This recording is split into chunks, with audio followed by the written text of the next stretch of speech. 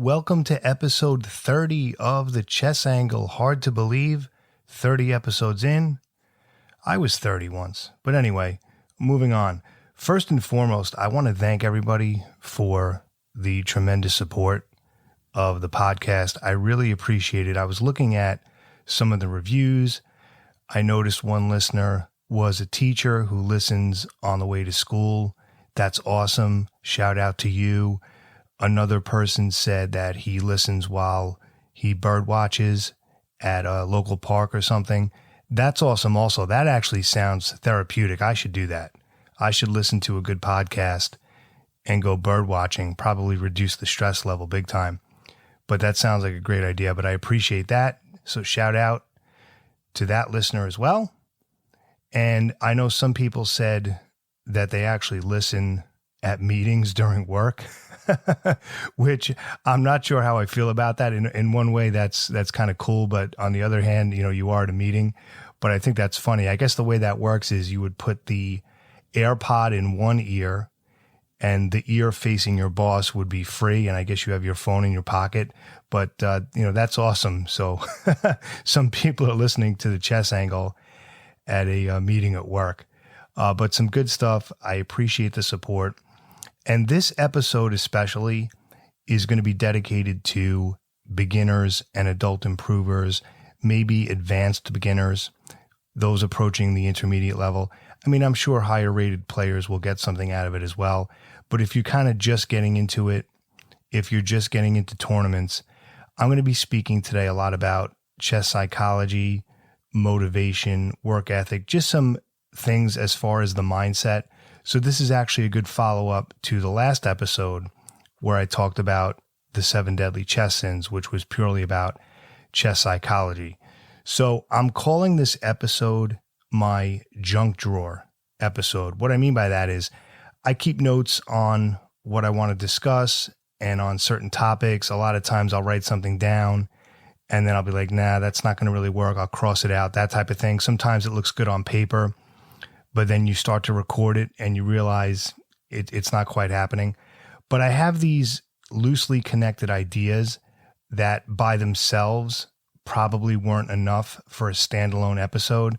So this is kind of a miscellaneous episode. That's why I'm calling it a junk drawer episode. I just have this sort of metaphorical drawer of, these loosely connected chess ideas as far as playing at the amateur level. So I'm going to divide this into segments. We're going to kind of bounce around a little bit. They're all kind of related in some way, but like I said, each one individually wasn't quite enough for a single episode. So let's begin with the first segment. I'm calling this segment the tournament hall versus the study hall. And what do I mean by that? There's often a disconnect between your chess studying, and your actual tournament performance. And I think many of you can relate to what I mean by that. In other words, you'll study something, you'll spend a lot of time studying, working it out, and then you go to sit down at a game at your local club, which is what it's all about, and it doesn't quite come together. And you make a silly mistake or you make mental errors. And the problem is there's a disconnect between your studying at home and your actual tournament performance. And in a way, those are separate skills. They're related, but they're also separate, because you could study from now till the cows come home, as they say. I feel old using that expression, but you could study all you want. But if you're getting nervous when you're actually playing, if you're making mental errors, all that studying won't help. So there are certain things that are specific to playing in an actual tournament. You need your tournament skills. So you have your studying and your chess theory, your openings, endgame, all that knowledge, but then you have your tournament skills as well. A lot of that was covered in the last episode when we did chess psychology, but a lot of players aren't really making the adjustment to fix those problems. There are certain things that need to be fixed simply by you being conscious of them and from playing a lot of games and from experience as well. There are certain things you need to play through. When I interviewed National Master Tim Mirabile, who's a Long Island Chess Club regular, he talked about this at length when I asked him about when he teaches and coaches students. There are certain things, and I think many others would agree, that you just need to play through it, where I'm not sure studying is going to help, or it'll only help to a certain extent. There are some things that just come from experience and from playing. Let me give you some concrete examples using the Long Island Chess Club and some players I've observed. We have one player, for example, who is always rushing. It's as if it's a contest to see who can play faster. And remember, these are slow games. These are game 90 with a 5-second delay, meaning each player has 90 minutes for the entire game with a 5-second delay. So technically the games could go 3 hours, maybe a little bit more factoring in the delay. So it's not like a classical thing where it's 40 moves in 2 hours, but game 90 is still slow enough that you can play a thoughtful game. But he's always rushing, and he has these clock issues. And if his opponent plays fast, he feels the need to play fast as well. Now, I spoke about this before. That's very unsettling. I mean, I find it annoying too. There's something about your opponent playing really, really quick moves, but yet he's right there in the game and all the moves are solid, and you find yourself thinking more and taking more time. But that happens sometimes. You need to deal with that. But he ends up matching his opponent or playing fast. Now, I don't know if it's an ego thing. Well, I don't want to seem, less intelligent than he does, so I'm going to move fast as well. But you need to take the time that you need. You have to find a balance between finding a good move, but not taking so much time that it's perfectionism. But he's constantly rushing. And what's my point? Studying an endgame book or studying pawn structures or studying the latest module online, is that really going to help that? He needs to be conscious of the fact that he's rushing his moves and make a conscious effort to correct that. So that's more the tournament hall than the study hall. I mean, to a point, can you study that? I don't know. Maybe you can practice playing games online and say, I'm going to take my time, but it's more about the player being conscious of that. Another example is what I call nervous endgame trading. We have a few players at the club. I mean, we've all done this. I'm guilty of it myself sometimes, where you're in an endgame, you're getting a little low on time, both players are, and you start to get nervous, you're not sure what to do, so you just start trading down, right? Because that's sort of the knee-jerk reaction. I don't know what to do. What do I do in this position? So you just trade. But a lot of times that trade can be fatal because your opponent ends up getting a better position, or you might have had a win, and then by trading, you now have a draw, that type of thing. Now, can you study avoiding nervous trading? Maybe, but you might look at a position at home and say, oh yeah, well, it's not good to trade here, so I won't do it. But then when you're actually at a game, because the clock is running and you're nervous, you end up reverting back to that. So again, that comes from experience, from being conscious of it, and from really analyzing what you're studying at home compared to your tournament skills. Another thing I see is that others get excited about an idea, but they don't check the opponent's move, which might be the most common mistake for all amateur players. You simply don't factor in your opponent's ideas. And then you get into time pressure sometimes because of perfectionism or nervousness. That's another thing, right? So let's take those two separately. So you have an idea, but you don't check your opponent's move. Oh, if I play this move, it's going to put my knight on a great square, but then you don't realize he can win your bishop or something like that. And, the other thing is perfectionism. We talked about it in the last episode. You get into time pressure because you're nervous. You want to make the absolute best move. These are things I see all the time.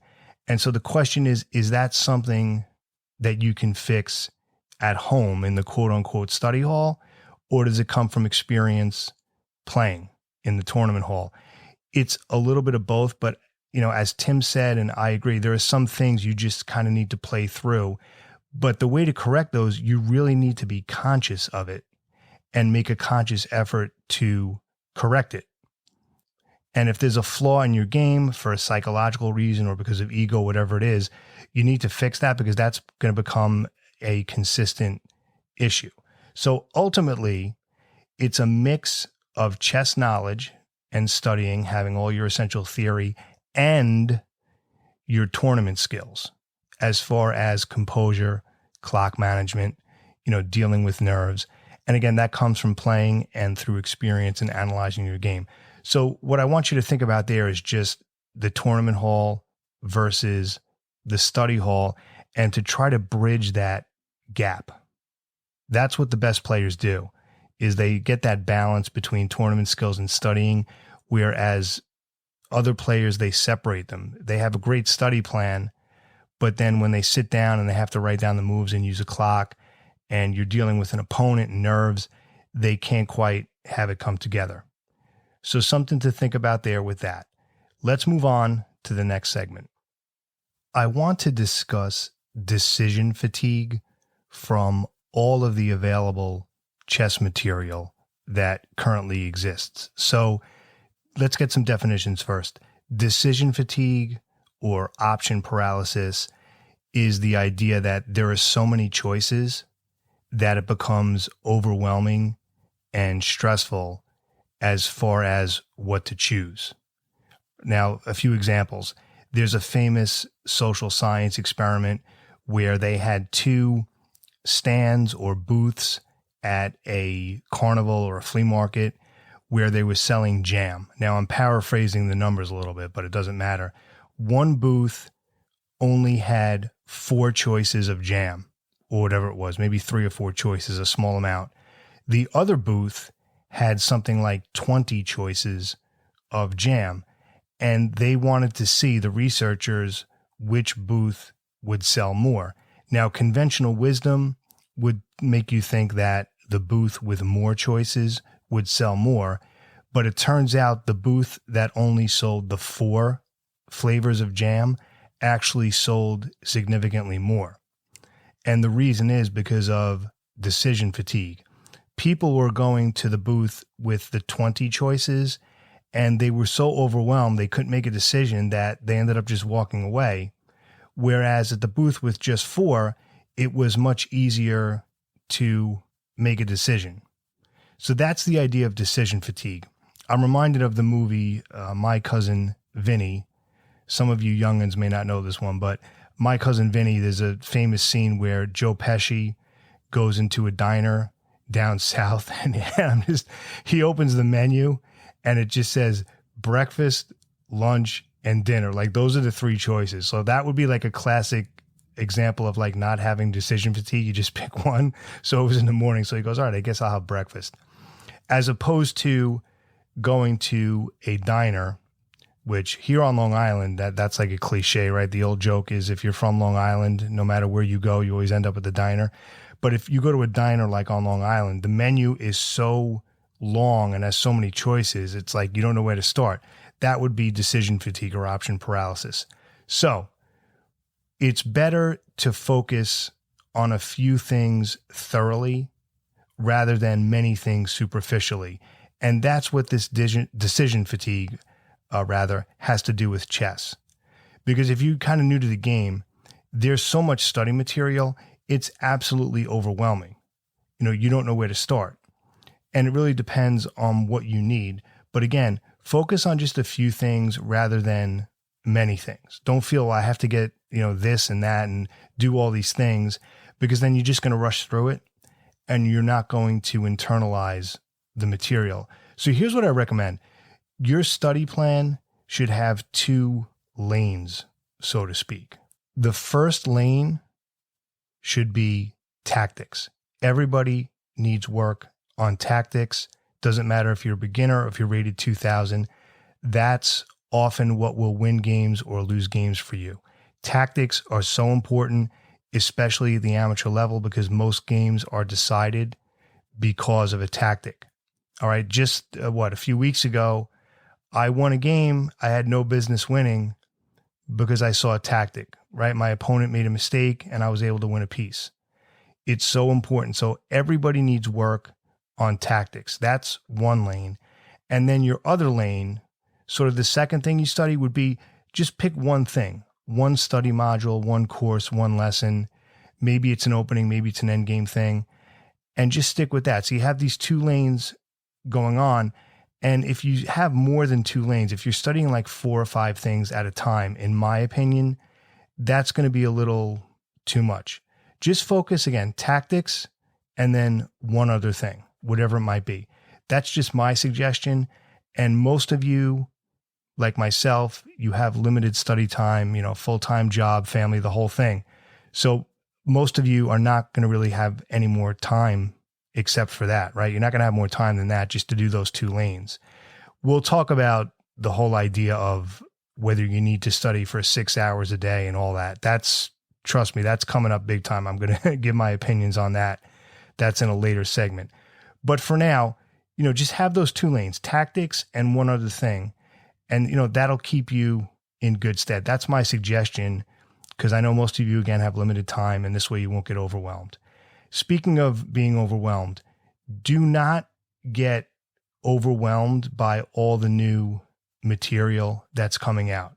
Because if you go online, if you look at like chess books, it's like you don't know where to start. Like it can be completely daunting. So that's why I'm saying just pick a few things at a time.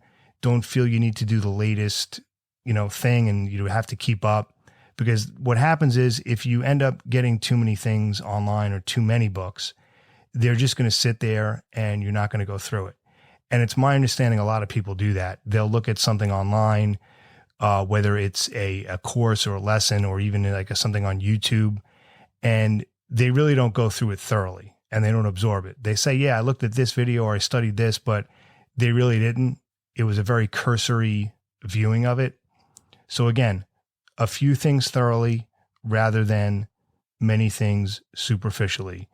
That's what I recommend so that you avoid decision fatigue and option paralysis from all of the available chess material out there. This next segment is specifically for beginners. Now, what I'm recommending is nothing new. This is not original information from me. This is something that strong players, coaches, even GMs have said.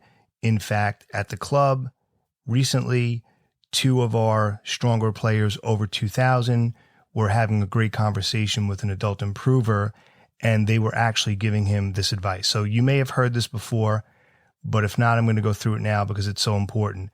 If you are a beginner, if you're starting out, or maybe you're even just an advanced beginner, your focus should be on getting experience playing, board vision, seeing the whole board, and avoiding gross blunders and understanding your basic tactics. You need to stop dropping pieces, dropping pawns, hanging pieces, just moving a piece where your opponent can take it, and missing basic tactical sequences where you move a piece, maybe he can't take it on the next move, but he has a very simple 2-move tactic that wins it. You need to focus on all of your basic tactical themes, forks, pins, skewers, removal of the defender, X-ray attacks, overloaded piece, all those things. That should be your focus, not the latest, sort of opening theory that goes, really deep into the weeds. That's not what you need. Then you can start to add some more advanced material. Now, the reason I mention this, just based on anecdotal evidence and things I've seen, we have this surge of adult improvers right now, which is fantastic. There is definitely a chess boom, and I won't get into the, the Queen's Gambit and the pandemic because, I've spoken about that. That's almost a cliche now. But we have so many people into the game, and I see a lot of beginners who are studying material that is way too advanced. They'll look at some book on these obscure minor piece rook endings, right? Or they'll study like Philidor's position, and then they go to the club and they're dropping their bishop on move 5, right? Your focus as a beginner, again, playing experience, board vision, and avoiding gross blunders. You got to stop dropping and hanging pieces, pawns, and you need to understand your basic tactical shots and, of course, your basic mates. mates with the king and queen, mate with the 2 rook, all that stuff. The ladder's mate, a pallet's mate, all those different things. It's all in the books. It's all online. You can find that. But that needs to be your focus. Now, you can sort of add some advanced material as you do it. I don't think that's necessarily wrong. But those things I mentioned in the beginning, that needs to be your focus. And the other thing, in my opinion, some things online are sort of being mislabeled as being appropriate for quote unquote all levels, right? This video or this lesson, this is for all levels when it's really not. Okay, if you're a beginner, you have other things to focus on. So just be aware of that, because the main issue I'm seeing is that people are studying material that is too difficult for them when they have other things they need to work on first. All right, so that's the most important thing when you're a beginner. You got to stop making those bad elementary blunders and then move on from there. But if you're spending your time studying material that's too difficult, that's going to be hard. Part of it comes from experience. Again, you need to play through it, but part of it does come from studying. Like a lot of those basic tactics and basic mates, you need to be aware of them, not so much so that you can mate your opponent, but you don't want to get mated yourself. All right, so that was for the beginners out there. Now let's talk about OTB, or over the board strategy, versus online strategy. Now, over the board strategy, I pretty much covered in the earlier segment where I did the tournament hall versus the study hall. But basically with an over the board game, it's a slower time control.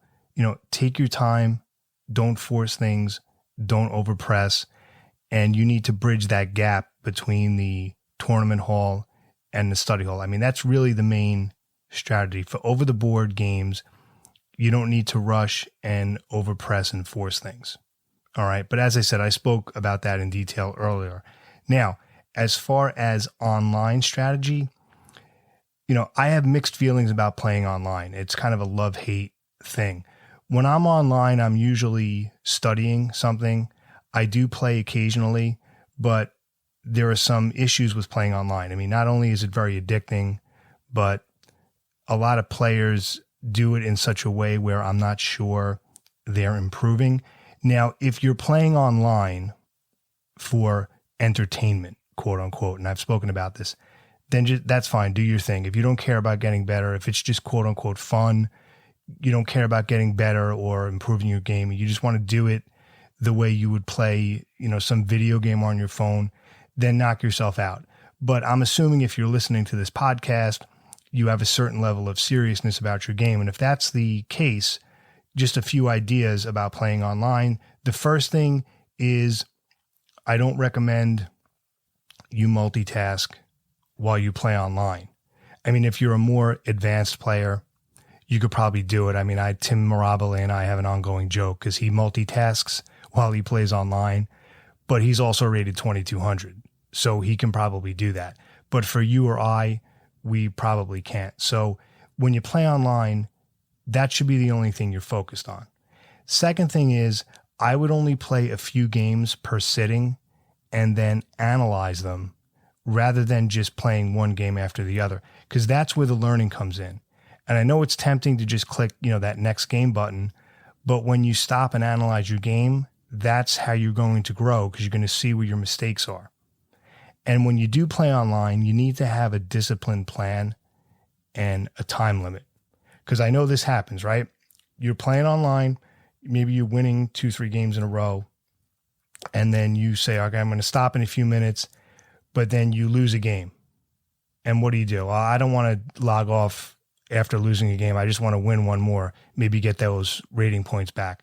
Then you lose another game and then another one. And it's basically the chess version of going on tilt, right? Those of you familiar with poker know that going on tilt means, you start losing a few hands and then you try to play catch up and then you lose your whole disciplined game and then you just completely fall apart. The same thing happens in chess. Right? You try to play catch up. Oh, let me just do one more game. It's that one more game theory. Oh, I'm just going to do one more game. You thought you were going to play online for an hour, and now 4 hours went by. And that's the problem with online chess. It can kind of like suck you in like that. So you do need to be disciplined about it. Try to set a time limit, try to play just a few games per session, and then you got to analyze the games. That's really my online strategy. Now, can you play Blitz? Sure. I mean, I do it once in a while myself, the 5-minute games. Anything less than 5 minutes, I don't play. I'm not really into it. And even when I do play 5-minute games, a lot of times I'll use a delay. I like five games, 5 minutes with a 5-second delay. That's just me, but I don't really play online that much anymore. Like I said, I use online chess servers more for the study material. I do play once in a while, but I also run a chess club, so I know I have my game once a week. So there's that. If you don't have that option, you might need to play online more. I get it. But that's my thinking about online chess. You kind of really need to be disciplined about it and just do a few games per session rather than just mindlessly playing one game after another. And you need to analyze your games. That's where the learning is going to take place. All right. Now, this next segment is big. We're going to talk about the comparison game. And this is for those of you out there who feel you're very competitive. Maybe you're frustrated with your current progress and your current rating is bothering you, which I'm sure is many of you listening out there. So the comparison game can be very toxic. This is where you're constantly comparing yourself to others and using that as the basis for whether or not you're successful. Basically, your barometer of success is how well you feel you stack up to others. And this is true for life in general, not just chess, not to get too philosophical here, but, let's look at some examples of the comparison game in life. And then I'm going to bring this around to chess. Take social media, for example, right? Social media by definition is a comparison game. Like look at Facebook, for example, right? And this is one of the reasons why, other than posting stuff for the club, I really don't spend a lot of time on Facebook. You'll see someone's vacation photos, right? Oh, what a great family. Oh, I should do that. What a great vacation. Yeah, but what they don't show you is like the fight they had in the car on the way there, right? Or you'll see the photo of like a child reading. Oh, look at my child reading. And then you think, oh, maybe my kid should read more or should, am I not, that, and that's what it becomes. It becomes almost like this comparison game, like this happiness contest. Meanwhile, you'll see a picture of the kid reading, but what you don't see is he may have been on his iPad for like 6 hours straight prior to that. You don't know. Or is the parent showing that because they want to show a picture of their child reading, or is it just to show, wow, I'm such a great parent? But that's what happens. Not to sound cynical, but social media becomes this like comparison game contest. All right. And even at work, you might compare yourself against a coworker. How do I stack up? Why did this person get the promotion, even though I'm more qualified and work harder? Even for creative endeavors, there's a big comparison game. A friend I know, he's a content creator. It's more of a YouTube thing, not a podcast. But I mean, this really applies to everything. It doesn't matter if it's a YouTube channel, a podcast, or, a blog, an Instagram thing, whatever it is. I won't say like what topic he's doing. It's not a chess thing, but I don't want to identify any, information, but basically he has his YouTube channel and he's getting frustrated because someone else who started a similar channel around the same time is, getting all these subscribers. And, I told him, I'll call him Mike. That's not his name. I'm like, Mike, you got to stop looking at that. I go, you're going to drive yourself crazy, because there are so many factors that can determine things like subscribers and growth. And he goes, yeah, but I think my content is better. And, he's right. His content is better, but I go, you don't know the story. So, we looked into it further, and it turns out this other person, has like a zillion friends on Twitter and on Facebook. And I go, I'm like, Mike, that's what happens. It becomes, it's like in high school, who wins the student election? It's not necessarily the best person, but the most popular. It's like a popularity contest. So I go, that's what he probably did. He told all his friends on Facebook and Twitter to like the page and subscribe. And so you get all these numbers where some of these people may not even be interested in that content, or didn't even look at the videos. And so he goes, what am I supposed to do about that? I go, you don't do anything. I go, you worry about yourself, worry about your own content, your own progress, and it'll happen. And I go, that should be why you're doing it to begin with. And I go, if you're constantly sort of like stalking, these other channels, I go, you're going to drive yourself crazy. So these are just some examples of the comparison game in life. And it's the same thing in chess. If you constantly compare your improvement to others, it's going to drive you crazy. And, I used to do this myself. Like, for example, when I was first starting out, I didn't really get into chess until my 20s. All right. As far as like really playing competitively, really getting into it and studying. My sort of Queen's Gambit moment was back when I was in my 20s. All right. And like many of you maybe who are just getting into it, I kind of knew how the pieces move. I knew some basic stuff, but beyond that, I really didn't have a lot of advanced knowledge. So I needed to study. But I remember at the club, someone else in a similar situation, made a comment to me. He was playing a little bit longer than I am, but he goes, oh yeah, I was 1800, just 1 year after I was playing. And I remember at the time it like messed with my head for like 2 weeks because I wasn't having that kind of progress. All right. And, but that's the comparison game at work. Rather than just worry about my own progress, he made this comment, I was 1800 a year after playing, and it was, driving me crazy. There was another player at the club, very high rated. Very often he was the highest rated at the club. And he would show up almost 45 minutes early. Like sometimes I wouldn't even be there yet. And he would set up his pieces and his board on board one. And he would sit there and he would polish his wooden pieces. This was like every week. And, it was almost like, okay, yes, I am declaring and showing everybody that I'm on board one. And, it bothered me. And it shouldn't have. I almost said something I didn't, and I'm glad I didn't. But, it was the comparison game at work. It wasn't so much that he was doing this. It was just because at the time he had such a high rating and I aspired to that. And I was comparing myself to this other person. It's counterproductive, right? And that can be hard to fight because chess tournaments and the Swiss system of pairing, by definition, go out of their way to make it a comparison game. I mean, think about it.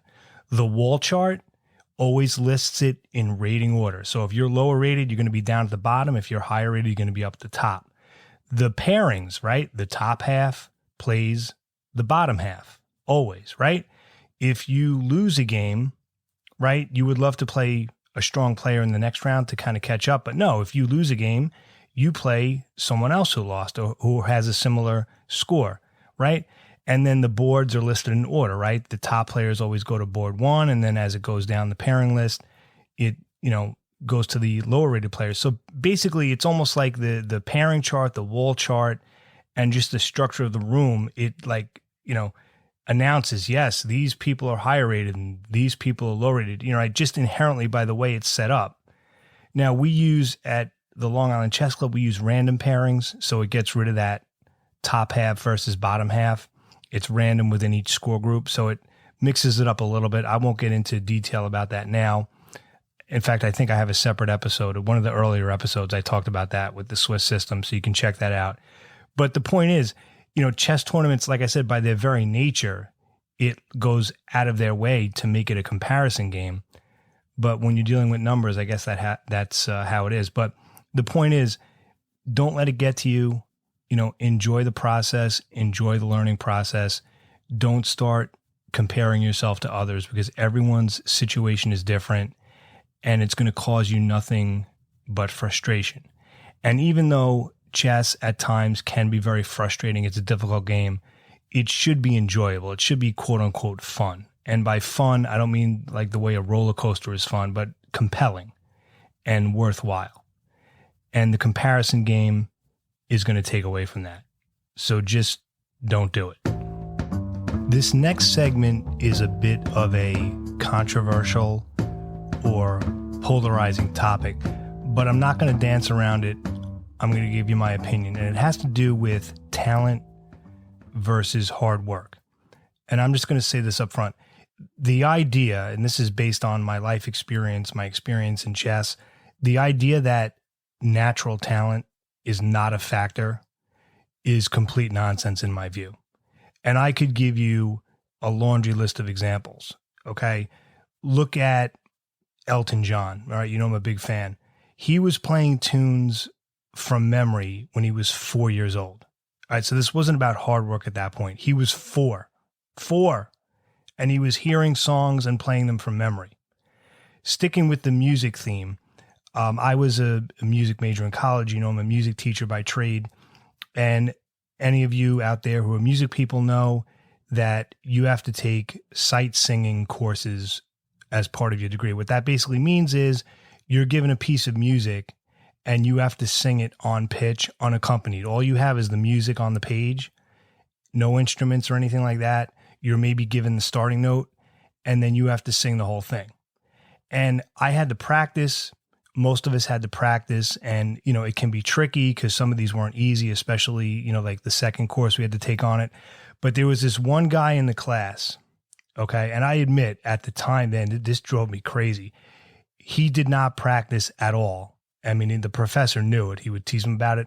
He didn't practice at all. He would come in, he would sing this thing perfectly. I mean, not one mistake, nothing off pitch, nothing off key, like flawless. And he did not practice. And I remember at the time, I was like, you know, part of me was like, all right, I gotta give it to him. But the other part was like, oh my God, are you kidding me? Because I know how hard I worked and others worked. This is natural talent. Okay, this is natural talent. We all know the kid at school who barely studied and who always got straight A's. All right. And it's the same thing in chess. People learn at different rates. But the idea that, well, you know, natural talent is overrated. It goes by how hard you work. Sorry, not buying what you're selling. Now, yes, you absolutely have to put the time in, and that's going to help, of course. But the idea that natural talent has no role at all is utter nonsense. People learn at different rates. Here's an example. When I was teaching adult beginners privately, all right now I don't have time for it, but when I was doing it, I had two students, successful adults. One was a lawyer. One was, I believe, a real estate agent. Gentlemen, successful adults, well-spoken, excellent business people, right? Very successful. And I was teaching a tactical concept. It was discovered attacks. Like, for example, let's say a knight is blocking the bishop. When you move the knight, the bishop's now attacking something, right? It's a discovered attack. And we were looking at this, okay? One of the students got this pretty much right away. The other student, all right, and these are adults, he had so much trouble finding the correct move when we were doing these discovered attack exercises. He couldn't comprehend it. Both of these adults, equally successful, equally intelligent, the type of people you walk in the room and they completely take over the room, right? The whole thing. But one of them could easily get this discovered attack thing. The other one just could not. I mean, that's where natural talent comes into play. So it's not just hard work. Again, hard work is necessary. You have to put the time in. Of course you do. If you don't do any work, nothing's going to happen.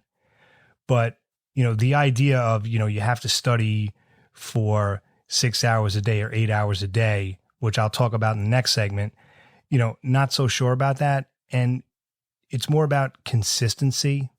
All right.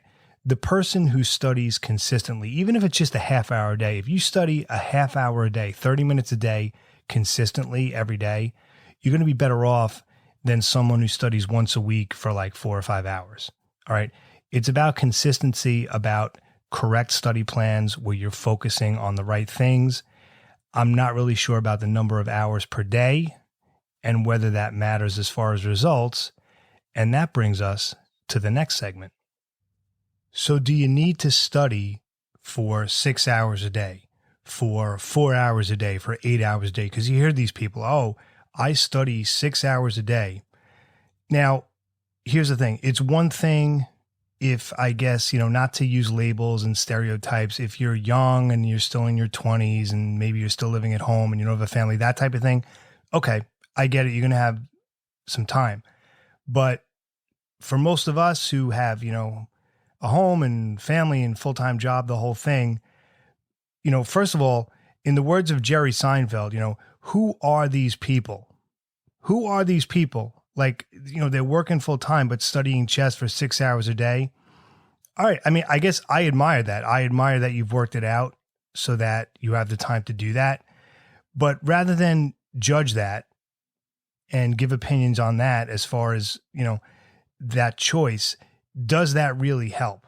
Do you need to study for 6, 7, 8 hours a day, or even like 3 or 4 hours a day to improve? And I really think you don't. Okay. Now, I know a number of players who claim they have study plans with that length, but a lot of these players, when you look at the results, it's not really matching up with the amount of time they're putting in. In other words, their results are not commensurate with the amount of time they put in. Now, you may be listening to this and there's a fair question. Well, Neil, who are you to say this?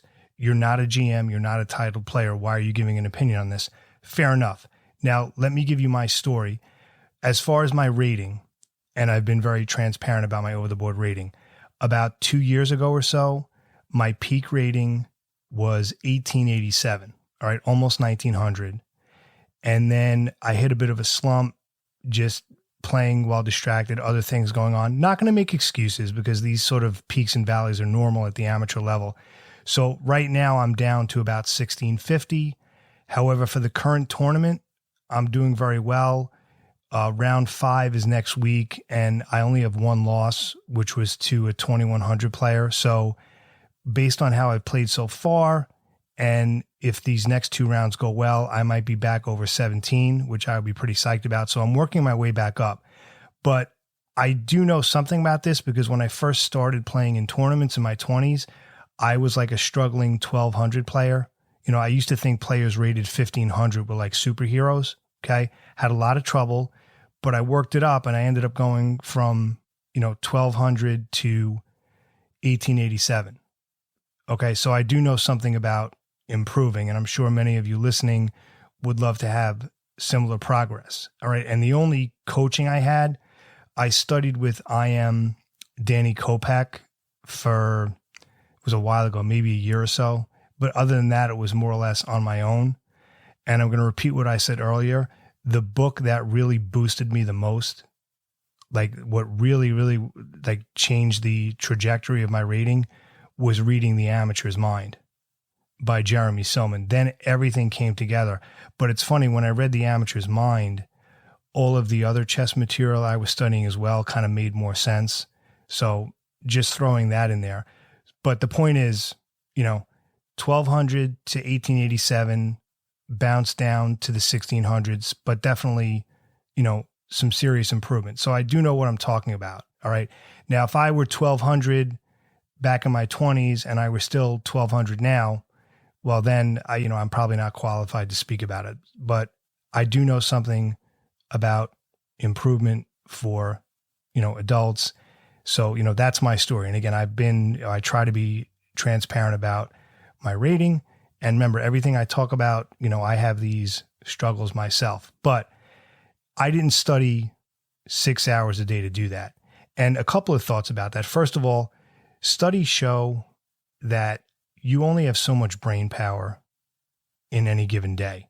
So you mean to tell me if you're studying that much, and I still am wrapping my head around people who actually have the time to do that, but you mean to tell me at hour 5, your cognitive process is really as strong as it was at hour 2? Really? Not so sure. And then if they say they're studying for 6 hours a day, are they really? Are they really? But even if they are, I know a lot of players who claim to have those types of study plans who really aren't getting better. And I also know many players who study very little, if at all, and they have, 1800, 1900 ratings as well. So it's really different for everybody. Now, there's two great sayings. I was going to say one. There's really two great sayings that wrap it all together nicely. The first is, it's not the hours you put in, it's what you put in the hours. So true.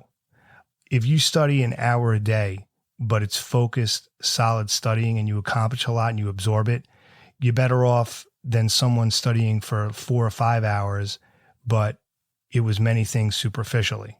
All right. And, it's the old saying, work smarter, not harder. All right. But you need to find the sweet spot. And I'm going to go with what I said in an earlier segment. I think it's more about consistency than it is about amount of time. It's kind of like in football. Like, I'm not a big sports guy, but this much I know there's a stat, time of possession. What an awful statistic. It's what you do or what your team does when they have the ball, not how long they have it. And this is sort of the chess version of time of possession.